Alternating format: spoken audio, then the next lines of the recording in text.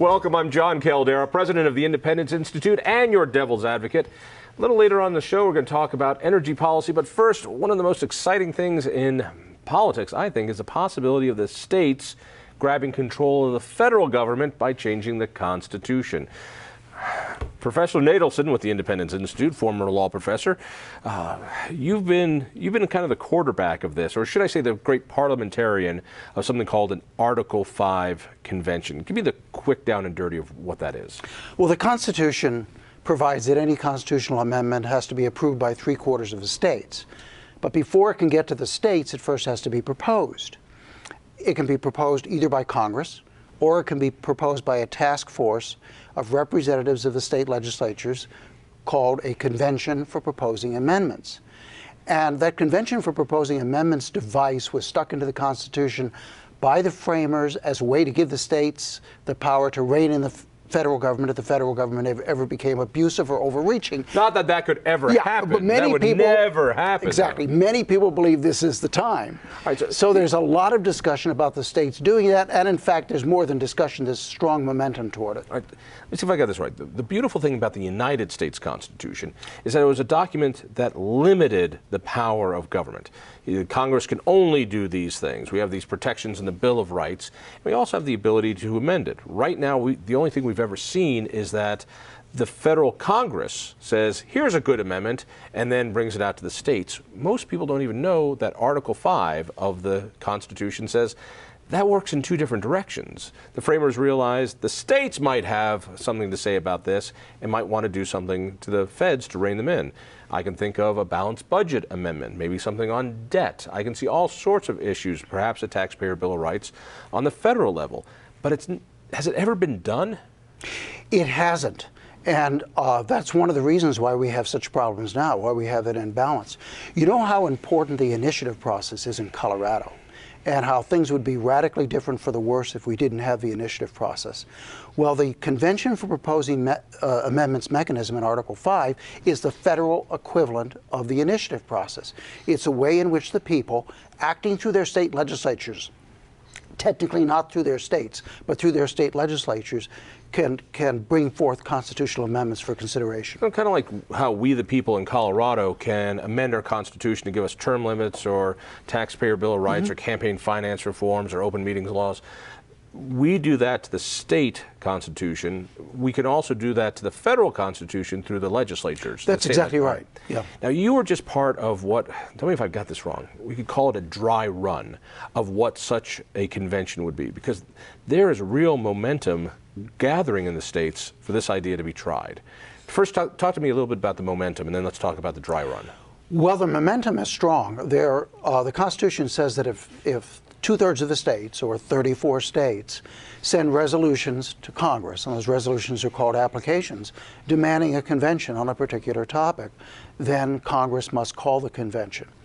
Balanced budget amendment is a very popular cause, and there are, by my count, 26 out of the necessary 34 valid applications for a convention limited to a balanced budget amendment. This particular simulation was sponsored by a different group called the Convention of States Movement, and they have currently 8 applications from the state legislatures, but they've not been around that long. So in other words, in one way, we might just be, what, 8 states away from actually seeing if this thing could take off. Yeah, or 6 states, right. Yeah, 8 states away. That's right. That's right. So that's pretty amazing. So you were just part of, how to put this? I remember in high school they would do the mock UN, yes. or they would do the mock Yes. Congress to teach you how it was done. Well, you clever little lawyers decided, well, maybe we ought to have a dry run on what a convention of states would look like, an Article 5 convention would look like. What were the details? Where, who, what, why, how? To clarify, John, there actually have been many conventions of states. There hasn't been one held under Article 5, but the count now is about 37 conventions of states or colonies dating back to the 1600s. The Constitutional Convention is the most famous, but it was only one of those 37. So we've actually had a lot of dry runs. Help me understand the difference there. All right, so we've had conventions of states before, not a convention of states under Article 5 for the purpose of proposing an amendment to the United States Constitution. Did I say that the right way? That's essentially correct. All right. For example, in 1861, 21 states gathered to write an amendment to the Constitution. It wasn't authorized under Article 5 of the Constitution, but it was a dry run in every respect. However, many people have pointed out we don't have a modern dry run. The last convention was held in 1922, and so many people want to see what it would look like today. So the Convention of States project of Citizens for Self... I've got one last question on the last part. If there have been 37 of these conventions, and they weren't for adding an amendment to the Constitution or repealing an amendment, what were they for? Some of them were to add or repeal amendments, but not formally under the Constitution. Some were coordinating state policies on trade. During the Revolutionary War, there were a number of conventions that dealt with the issues of inflation. The states got together to discuss common issues of defense. In 1814, the New England states got together to propose amendments to the U.S. Constitution. In 1922, a convention in which Colorado participated negotiated the Colorado River Compact. Many people, though, are unaware of these conventions, and so that's why Citizens for Self-Governance said, you know, we ought to have a modern simulation. You're arguably the top expert in the country on Article 5. And so I've always seen you kind of in that parliamentarian role of, here's how it would work. I've never seen you as the guy saying, this is the proposal we need to get ratified, or it's balanced budget. No, it's a taxpayer bill of rights. No, it's a term limits for Congress. But I've always seen you kind of as, if you're going to have this argument, this is how it needs to be done. Was that your role in this simulation? Yes, essentially. Remember, John, that I'm the director of the Article 5 Information Center at the Independence Institute. We have one of those? We have those. Okay. And the Article 5 Information Center is like a voter information center. Just like a voter information center tells you, where you can register and where the polling places are, the Article 5 Information Center tells you what the procedures are. And that's basically the role I played. I was the primary drafter of the rules for the simulation of the convention. I was the advisor to one of the three big committees at the convention, and I took questions all through the simulated convention on matters of procedure and sometimes on substance. Where was this? It was held in colonial Williamsburg, Virginia. But where else could it have been? Of course, so we're surrounded with people in powdered wigs, and really? All right. We had James Madison address us and Patrick Henry. Really? But the gathering. So was this a costume party, or no? The gathering. This was just a bunch of you geeks getting together and having a costume party. That's what this was. The gathering itself was very modern, John. It really was, with all the bells and whistles. It lasted for 2 days. People broke. The people who were there, the commissioners, as they're called, mostly state legislators from around the country. 2, in fact, from Colorado, and then there were a few people who were not state legislators. Who from Colorado participated? Senator Vicki Marble, Senator Kevin Lundberg.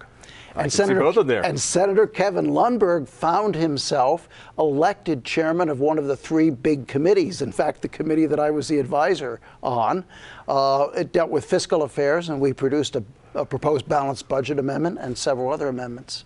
So why go to the trouble of this dry run? What was the purpose of it? Before we get to whether it was a success or not, and success not being how many martinis you had. I mean, what did it achieve?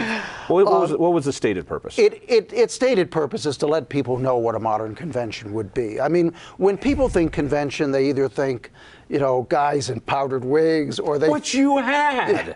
Or which, not on the floor, or several thousand screaming delegates of the Republican National Convention. That's what I think of a convention. Exactly. I think that really what this is a diplomatic meeting among the state legislatures, and the body itself functioned very much like a state legislature. There were 137 commissioners, and they followed legislative procedure. Were they equal by state? Did every state have the same amount of representatives? Each state was limited to 3. Some didn't have as many as 3, but every state has 1 vote. By the nature of a convention of states, it's 1 state, 1 vote. Oh, really? So it's not like the DNC or RNC, where the great state of Texas gives 300 votes to Hillary. It's Colorado's 1 vote is for or against this measure? Colorado's one vote. Colorado has the same voting power that New York and California have, a fact from which I take great satisfaction.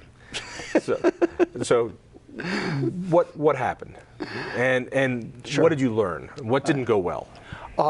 By and large, all went very well. And I think if you talk to anyone who attended it, people came back absolutely exhilarated because the process worked. I mean, you were not always sure whether it's going to work, but it worked well.